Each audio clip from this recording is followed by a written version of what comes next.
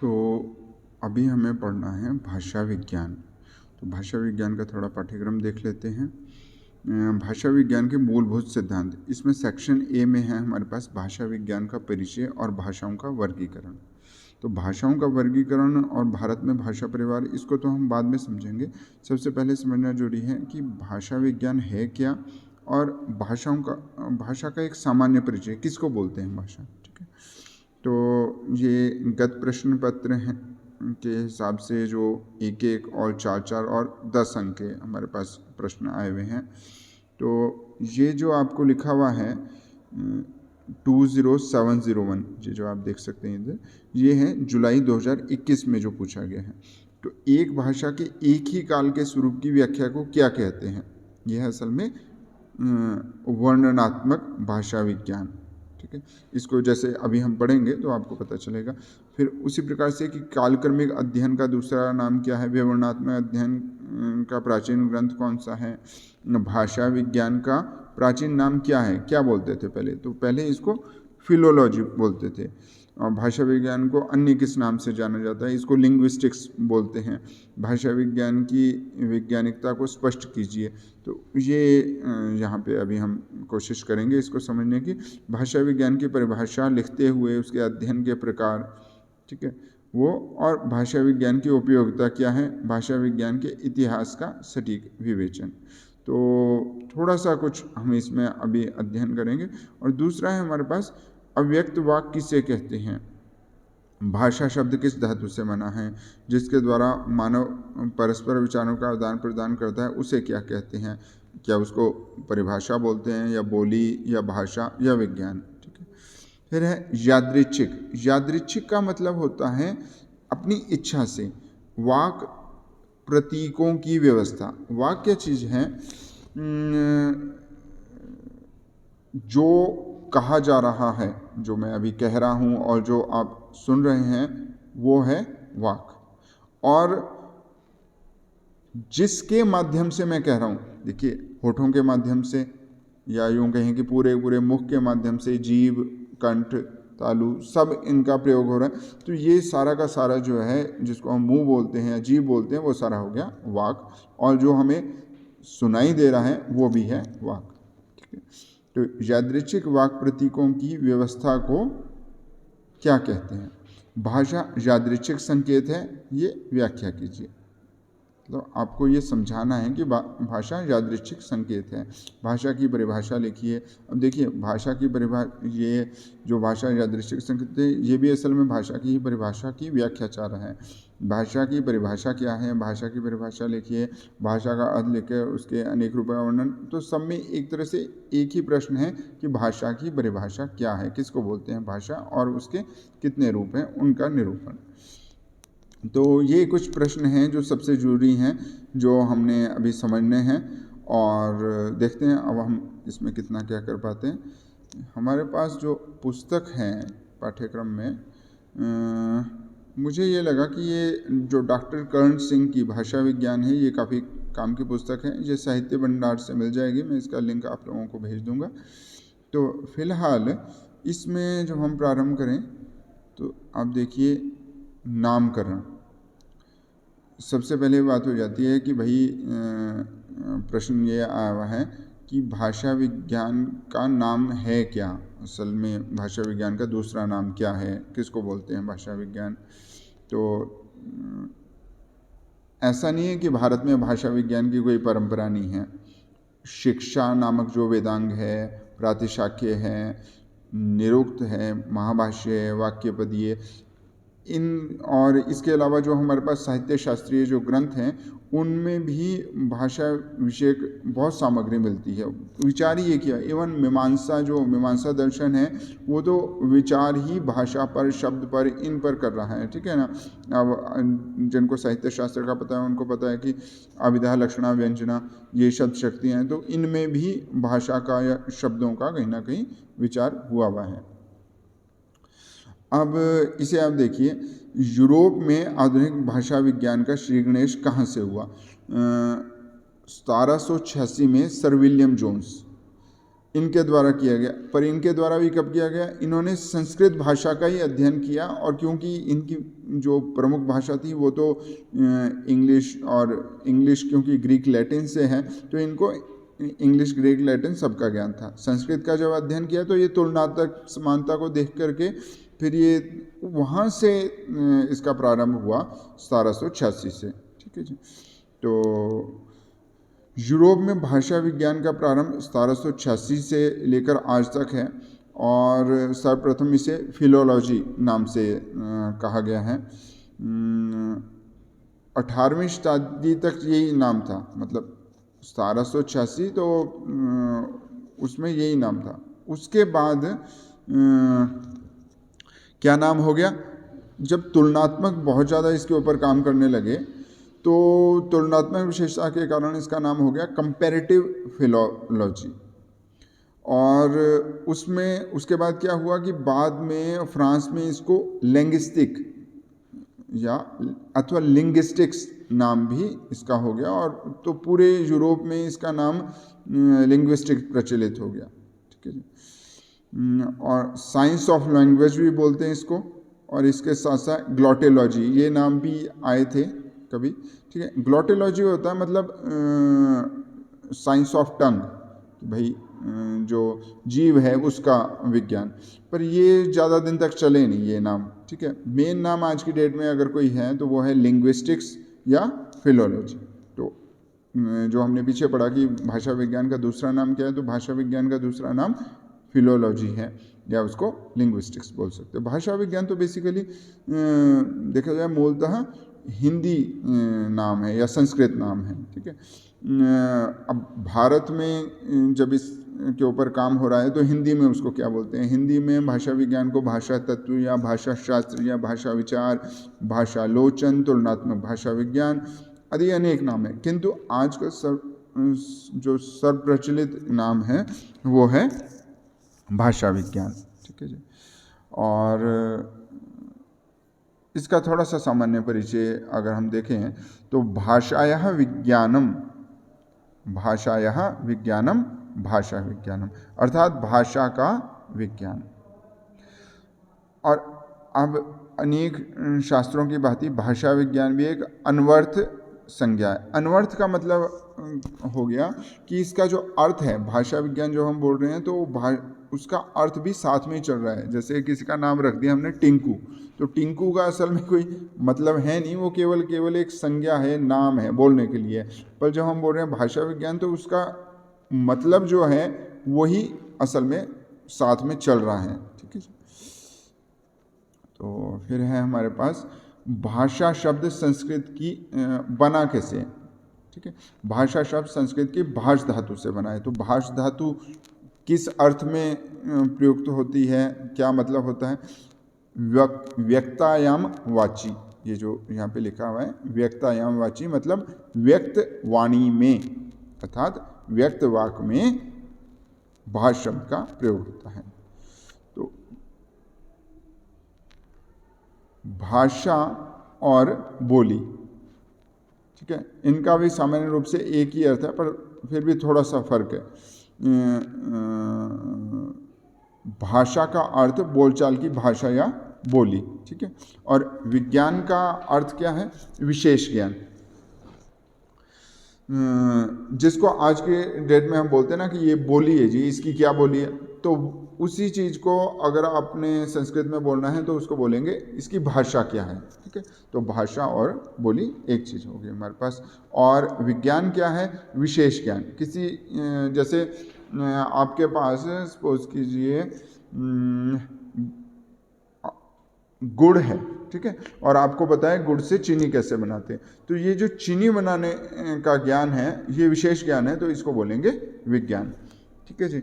और अब यहाँ पर हम भाषा संबंधी बात करते हैं कि भाषा के विषय में दंडी ने क्या कहा है। दंडी जो है एक साहित्य शास्त्र की उन्हें पुस्तक लिखी है काव्यादर्श। इसके साथ साथ उन्होंने एक गद्य काव्य भी लिखा हुआ है जिसको दशकुमार चरितम कहते हैं। तो उन्होंने क्या कहा हुआ है, तो एक तरह से जैसे ये दंडी जो हैं कवि भी हैं और ये आलोचक भी हैं। तो इन्होंने क्या कहा है कि इदम अंधन तमः कृष्णम जायेत भुवनत्रयम यदि शब्दावयम ज्योतिर आसंसारम न दीप्यते। इदम मतलब यह है, अंधन तमः, इसको मैं थोड़ा सा बड़ा करके आपको बताता हूँ।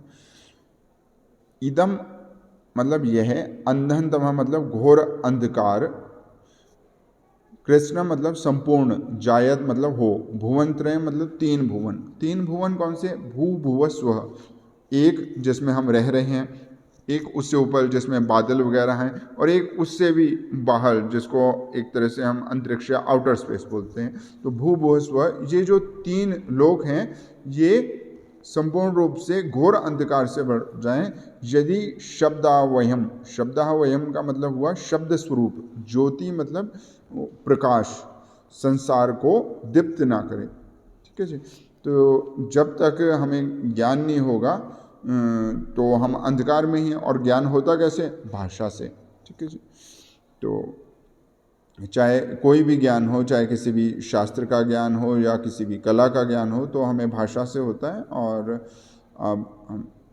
अब एक प्रश्न होता है कि अगर वही जो सुनाई दे उसको हम वाक बोलते हैं और व्यक्त वाक जो है वो भाषा है, तो क्या जो जानवरों की भाषा है या जानवरों की जो हमें सुनाई देती है बोली जो कुछ, तो क्या उसको हम वाक कहेंगे या भाषा कहेंगे या व्यक्त वाक, क्या चीज़ है? तो वही पशुओं की जो बोली होती है उसको अव्यक्त वाक बोलते हैं। अव्यक्त वाक क्यों? क्योंकि उसको आप उसी तरह से व्यक्त नहीं कर सकते। ठीक है। तो व्यक्त वाक में केवल और केवल मनुष्यों की भाषा आती है। तो भाषा विज्ञान में केवल मनुष्यों की भाषा पर ही विचार होता है, जानवरों की भाषा पर विचार नहीं होता। ठीक है। और इसी के साथ ऐसा नहीं है कि हम अपनी बात को भाव भंगिमा से या अंग भंगिमा जिसको बोल रहे हैं या मुख विकृति उससे नहीं बता सकते, बताते हैं और बहुत सहायता मिलती है। पर भाषा की विज्ञान की जब हम चर्चा कर रहे हैं तो उसमें हमारे लिए आवश्यक केवल क्या है? व्यक्त वाक, और व्यक्त वाक केवल मनुष्यों की वाक होगी। महाभाष्य के अनुसार व्यक्त का अभिप्राय क्या है? वर्णात्मक होने से। वर्णात्मक मतलब अक्षरात्मक है, उसमें अ ई उ इस तरह के वर्ण हैं, अक्षर हैं, चाहे ABCD वगैरह है। तो हमारे पास क्या अब निकल के आ रहा है अर्थ कि विभिन्न अर्थों में संकेतित शब्द समूह ही भाषा है, जिसके द्वारा हम अपने मनोभाव दूसरों के प्रति सरलता से प्रकट करते हैं। विभिन्न अर्थों में संकेतित मतलब किसी अर्थ में, जैसे अ, ई, अंग, अक्षर, अतः वगैरह वगैरह, ये जो है किसी एक अर्थ में इनका संकेत कर दिया है, मतलब किसी एक अर्थ को ये बता रहे हैं। जैसे किसी बच्चे को कहा ना अमा या माँ, तो उसको संकेत कर रहे हैं, देखो ये माँ है, ये माँ है। ठीक है ना। तो बच्चे को इस तरह से पता चल रहा है संकेत से। तो विभिन्न अर्थों में जो शब्द समूह का संकेत किया गया वही भाषा है। इसके द्वारा क्या है? हम अपने मनोभाव दूसरों के प्रति सरलता से प्रकट करते हैं। और विज्ञान क्या है? विज्ञान मतलब विशिष्ट ज्ञान। जैसे मैंने आपको पहले बताया कि भाई अगर किसी को पता है गुड़ से चीनी कैसे बनाते हैं, तो ये एक तरह से विशिष्ट ज्ञान हो गया, विशेष ज्ञान। सामान्य ज्ञान क्या था? गुड़ का, देखो गुड़ मीठा होता है, ये सामान्य ज्ञान। गुड़ से चीनी कैसे बनाते हैं, ये एक विशेष ज्ञान हो गया। तो उसी प्रकार से भाषा का विशेष ज्ञान जो है वो भाषा विज्ञान है। तो भाषा कब बनी, कैसे बनी, भाषा का जो बिल्कुल स्टार्टिंग प्रारंभ में आदिम स्वरूप क्या था, ठीक है जी, उसमें कब कब क्या परिवर्तन हुए, पहले वो कैसी थी फिर अब कैसी है, ठीक है, उनके परिवर्तन के कारण क्या है, अथवा सब मिलाकर भाषा कैसे विकसित हुई, उस विकास के कारण क्या हैं, कौन सी भाषा किस दूसरी भाषा से कितनी समानता या विषमता रखती है। मतलब जैसे मेरे पास इंग्लिश है और संस्कृत है, तो इंग्लिश और संस्कृत में आपस में कितना फ़र्क है, ठीक है जी, ये सब भाषा विज्ञान से पता चलता है। ठीक है, तो ये है भाषा विज्ञान। अब प्रश्न ये उठता है कि क्या भाषा विज्ञान कला है या विज्ञान है। देखिए जी, कला और विज्ञान में फ़र्क होता है। भाषा विज्ञान कला नहीं है। कला क्या होती है? एक व्यक्ति विशिष्ट या देश विशिष्ट या काल विशिष्ट होती है। कैसे? जैसे कि अगर मैं कहूँ चित्रकारी या फिर संगीत, तो उसके जो नियम यहाँ पर भारत में हैं, ज़रूरी नहीं है वो नियम विदेशों में हों, और विदेशों के उस देश में उस समय में जो नियम रहे हों, ज़रूरी नहीं है भारत में उस प्रकार के नियम आज से 100 साल पहले हों। तो देश के हिसाब से, समय के हिसाब से कला के नियम जो हैं वो व्यक्ति के हिसाब से बदलते रहते हैं, ठीक है, उसके मानदंड बदलते हैं। परंतु विज्ञान में ऐसा नहीं होता है। तो कला में ऐसा होता है, इसलिए भाषा विज्ञान कला नहीं है, परंतु भाषा विज्ञान विज्ञान है। भाषा विज्ञान क्या है कि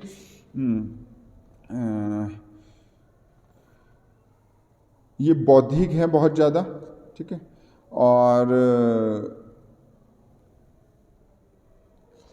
अब एक और बात है, कुछ लोग ये बोलते हैं कि भाषा विज्ञान जो है ना जी, वो विज्ञान भी नहीं है। उसके ऊपर भी विवाद चला हुआ है कि भाई ठीक है, ये कला नहीं है, पर ये विज्ञान भी नहीं है, विशुद्ध विज्ञान नहीं इसको बोल सकते। तो देखो, बात ऐसी है, भाषा विज्ञान क्या है,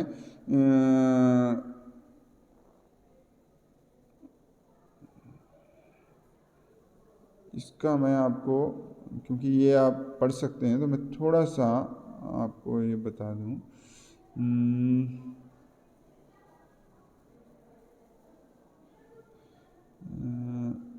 विचार करने पर निष्कर्ष मैं थोड़ा सा बता देता हूँ कि वस्तुतः विज्ञान का अर्थ है विशेष ज्ञान। विचार करने यही कारण है, जब हमारा विशेष ज्ञान सामान्य ज्ञान सा हो जाता तो वह विज्ञान नहीं समझा। उदाहरण के लिए इन्होंने गुड़ वगैरह उदाहरण दिया है कि गुड़ बनाने की क्रिया को आप कोई विज्ञान नहीं मानता है, जबकि जब पहली बार किसी ने गुड़ बनाया था, ठीक है, गन्ने से गुड़ बनाया, तो एक विज्ञान था।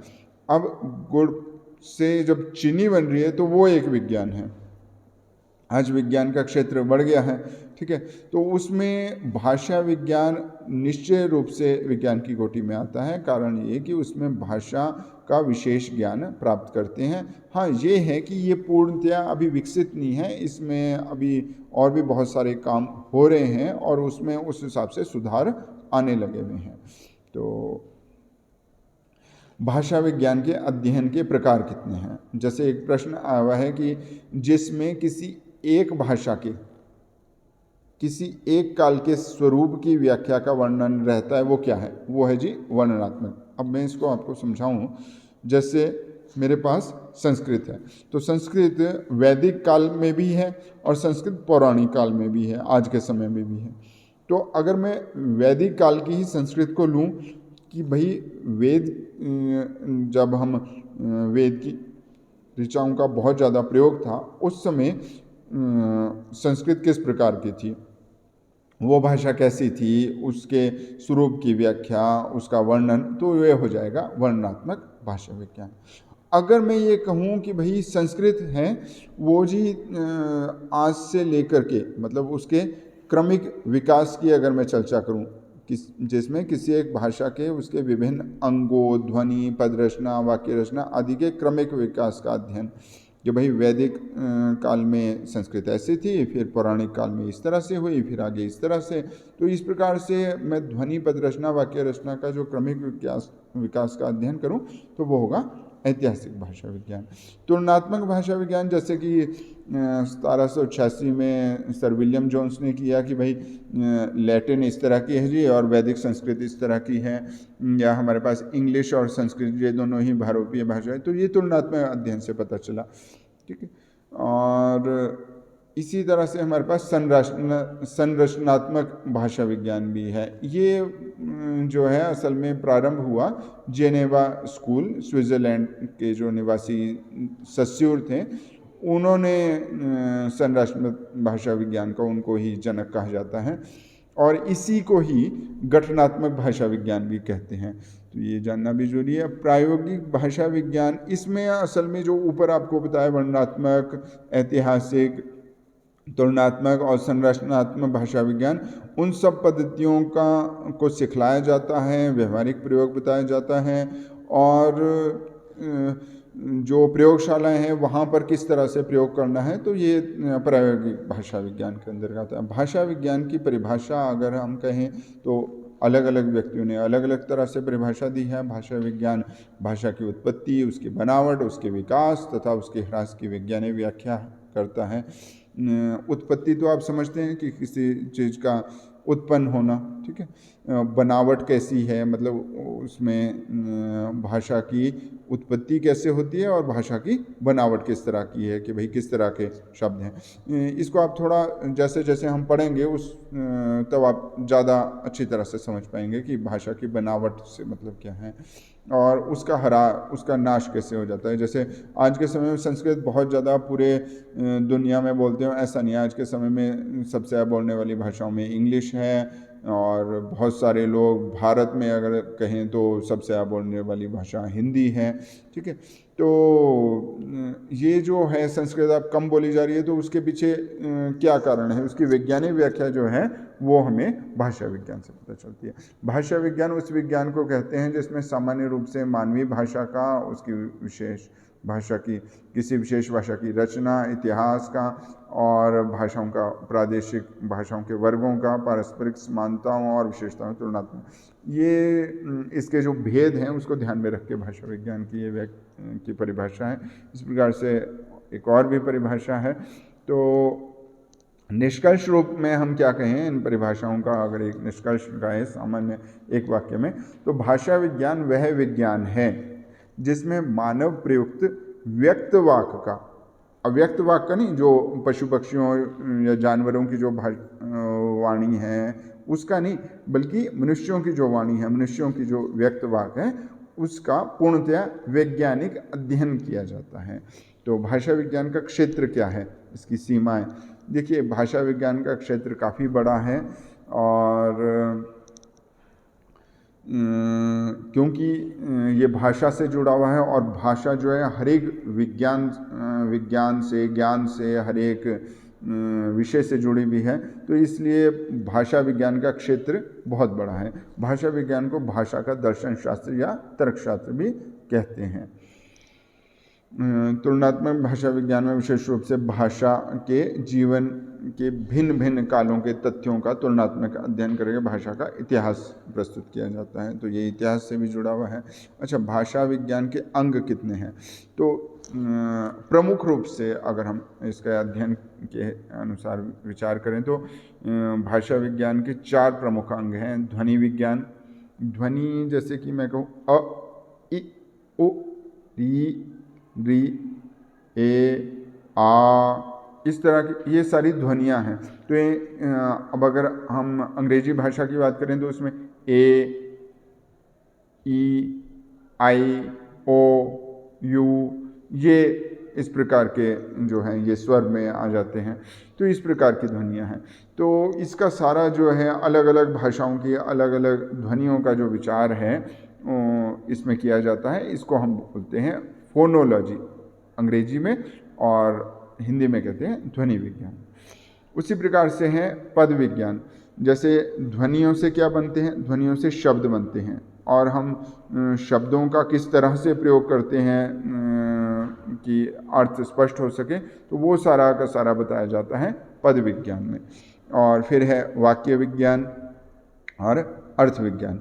वाक्य विज्ञान जिसको अंग्रेजी में सिंटैक्स भी कहते हैं, इसमें बताया जाता है कि अलग अलग भाषाओं में किस प्रकार से अलग अलग वाक्य की संरचना किस प्रकार से की जाती है, कैसे पदों से जो है वाक्य बनता है और कैसे हम ये सरल वाक्य, सिंपल सेंटेंस क्या है और कॉम्प्लेक्स सेंटेंस या जटिल वाक्य क्या है। तो ये इनका ज्ञान जो है हमें वाक्य विज्ञान में पता चलता है। अर्थ विज्ञान जिसको सिमेंटिक्स भी कहते हैं, ये क्या चीज़ है कि देखिए, आप जो सुन रहे हैं या तो वो ध्वनि है, ठीक है, और ध्वनि से पद बनता है, पद से वाक्य बनता है। तो जो आप सुन रहे हैं वो एक तरह से ध्वनि और पदों से बनने वाला वाक्य है, ठीक है। आप इसको सुन रहे हैं, पर सुनने के बाद जो आप समझ रहे हैं, जो आपको समझ आ रहा है, वो क्या है? वो जो है अर्थ।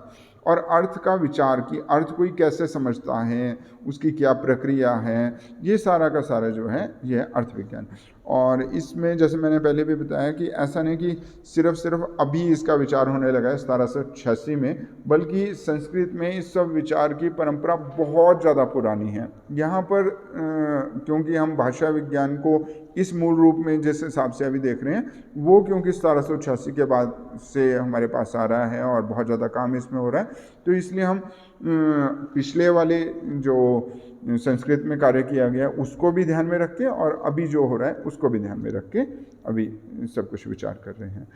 तो ये है, ठीक है। अच्छा, इसमें दो और भी हैं, कोश विज्ञान जिसको लेक्सिकोलॉजी और भाषिक भूगोल जिसको लिंग्विस्टिक जियोग्राफी कहते हैं, ये भी इसके विषय हैं, पर प्रमुख अंग 4 ही हैं और आपके पाठ्यक्रम में देखा जाए तो ये 4 अंग निर्धारित हैं कहीं ना कहीं। तो भाषा विज्ञान के अध्ययन की उपयोगिता और उसका प्रयोजन, ये भी परीक्षा में आ चुका है और ये 10 अंकों के लिए आया है, तो ये भी समझना जरूरी है कि इसकी उपयोगिता क्या है। देखिए जी, किसी भी विज्ञान की उपयोगिता असल में सबसे बड़ी ये है कि वो अगर वो विज्ञान है तो वो उसको जानना चाहिए, समझना चाहिए, सबसे पहले तो यही है। उसके अलावा तो बाद की चीज़ें, पर फिर भी अगर हम किसी काम को करते हैं ना तो उसमें उपयोगिता ढूंढ लेते हैं। संस्कृत में तो ये विशेष रूप से है कि भाई मूर्ख भी किसी काम को करता है तो अकारण नहीं करता, उसमें कोई ना कोई प्रयोजन होता है, ठीक है। तो यहाँ पर हमें भी व्यवहारिक रूप से समझना जरूरी है कि भाई इसकी क्या उपयोगिता है। तो भाषा विज्ञान की